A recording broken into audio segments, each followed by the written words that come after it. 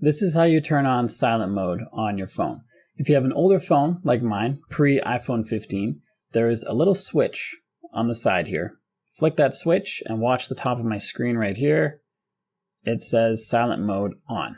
On newer phones, iPhone 15 and later, you just press the button. I think you press and hold the button. I don't have one of the newer ones. I don't know exactly. I think you press and hold one of the buttons. It could be on the left or the right. I'm not sure. I don't have the newer phone, but they don't have a switch like the older ones. It's the actual button that you push and hold.